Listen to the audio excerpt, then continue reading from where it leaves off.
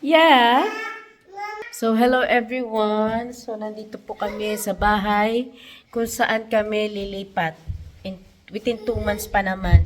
Kaya as you can see, wala kagamit-gamit dito sa bahay. Yan, as in, under renovation pa talaga siya.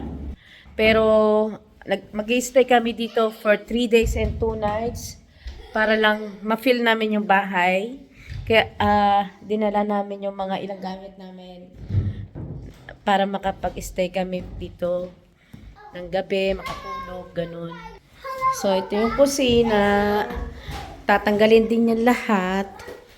Ayan. Ito nilak ni Papa kasi nabasag yung salamin niya sa pinakalabas. Ibig sabihin, may nagtatangkang pumasok dito sa bahay. So, pero hindi namin alam kung sinasadya ba siya or what. And, so yun, may natanggap kami letter from the owner. I mean, yung dating may-ari nito. So, sinulatan kami. In Dutch nga lang. So, congratulate niya kami sa bago naming bahay. So, yun. So, anyways, hindi pa siya tapos, guys. Kailangan kasi namin i-measure lahat. Si Papa magme-measure siya kasi ang gagawa nito dahil marunong talaga siya.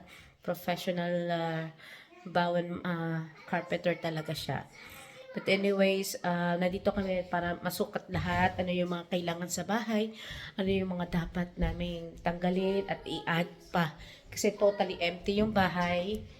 Tapos pinagiba namin yung floor. Ganito dito, no? Hindi, depende na lang kung sa hiling ng lilipat, no? Kung gusto nila patanggal yung floor, ganun. So, sa amin, pinatanggal talaga namin kasi papalitan nga siya para hindi siya maging work.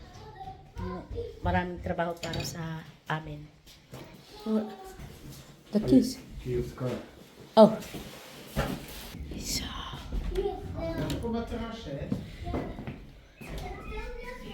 So, kukunin natin yung mga gamit natin sa car. Ayan. So, 3 yung car na dala namin. Tag-iisa kami. At kanya-kanya kami drive papunta dito.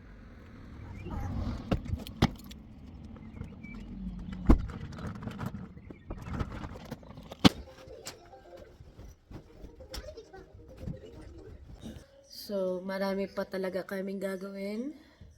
But for the meantime, ito muna. So, bukas, papakita ko sa inyo yung labas at saka yung taas. So, bye-bye!